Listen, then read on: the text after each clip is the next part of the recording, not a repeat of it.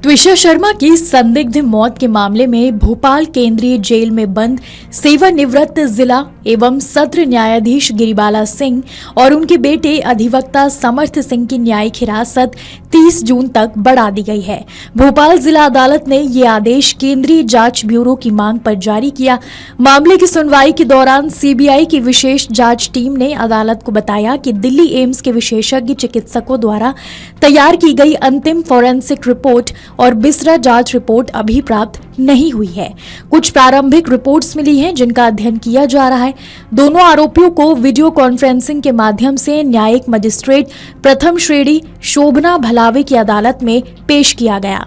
दोनों पक्षों की दलीलें सुनने के बाद अदालत ने उनकी न्यायिक हिरासत 30 जून तक बढ़ाने का आदेश दिया। जी देखिए, हमारा पहले दिन से प्रोटेस्ट जो रहा था, फर्स्ट डे से प्रोटेस्ट रहा था, वो इसी के लिए लिया था कि जिसको आप बोलते हैं कि इंस्टीट्यूशनल बाइस और प्रोसीजरल इरेगुलरिटीज़, इन दो चीज़ों को लेकर रहा था। आज भी स्टैंड हमारा उन्हीं के खिलाफ है।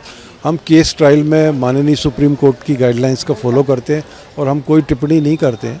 हमने उनकी फॉलो करना है, हमने उसको, और कोई टिप्पणी नहीं करनी है। पर हाँ, ये जो भी है, मीडिया का बहुत बहुत धन्यवाद जिन्होंने इन चीज़ों को उजागर किया, लोगों के प्लेटफॉर्म्स पे लाए, और अगर कोई रेगुलरिटी होती है तो मीडिया उसमें सबसे पहले लेकर के आती है। और सीबीआई की प्रोसीडिंग से हम खुश हैं। टाइम लगता है हर एक चीज़ का, एक जस्टेशन पीरियड है और एक उनका अपना तरीका है काम करने का, और हमारे देश की सर्वोच्च संस्था है, जांच संस्था है, इस पर हमें गर्व है और हम उम्मीद करते हैं हमें न्याय मिलेगा। देखिए, जो कुछ पुराना अभी तक हुआ है वो सब चर्चाएं हो चुकी हैं, सुविधाएं मिल रही थी, वो खुद उसका इंस्पेक्शन हुआ है और हम तो जेल में जाके देख नहीं सकते थे।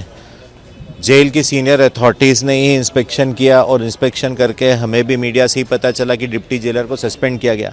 अब अगर डिप्टी जेलर को सस्पेंड किया गया है तो इसका निश्चित रूप से यही आशय निकलता है कि कुछ ना कुछ सुविधाएं वहाँ उनको पृथक दी जा रही थी जो नहीं दी जानी चाहिए थी। तो उस सब जो चीज़ें हुई हैं अभी तक, अनफॉर्चुनेटली हुई हैं। हम त्विषा के परिवार को शुरू से शक था कि इसमें बहुत सारे प्रोसीजरल लैप्सेस हैं और साक्ष्य मिटाने का भी कार्य किया जा रहा है। तो वो स्वयं सरकार ने और सीबीआई ने माननीय उच्च न्यायालय के समय गिरिबाला की एंटिसिपेटरी बेल क्वैश करने के समय जब बहस हुई थी तो उन्होंने खुद ही तथ्य लिखे थे कि किस तरह से एविडेंसेस में छेड़छाड़ हुई है। और जब पुलिस के ही अधिकारी कटारा हिल्स पुलिस थाने के दिनेश कुमार पे उन पर 5,000 का जुर्माना लगाते हैं लैप्सेस के लिए, तो इससे स्वयं ही स्पष्ट है कि क्या लैप्सेस हुई हैं। तो ये सब चीज़ें हैं, रिकॉर्ड पे आ रही हैं। सीबीआई का कहना है कि अभी उनका इन्वेस्टिगेशन जारी है और कुछ लोगों के बयान लेने रह गए हैं, डिजिटल डेटा जो आया उसका एनालिसिस रह गई है, सेकंड पीएम रिपोर्ट अभी उन्हें प्राप्त होनी है, कुछ और उनको एविडेंसेस कलेक्ट करनी है और उस सब के संबंध में फिर से इंटरोगेशन की ज़रूरत गिरिबाला और समर्थ से पड़ सकती। तो 14 दिन की उन्होंने जुडिशल कस्टडी की एक्सटेंशन की डिमांड की थी जो कोर्ट ने अलाउ करी, अब 30 तारीख के लिए लगा। आपके राज्य की खबरें, आपके शहर की खबरें सबसे पहले जानने के लिए देखते रहें अमर उजाला। चैनल को सब्सक्राइब जरूर कर लें और पाएं हर अपडेट।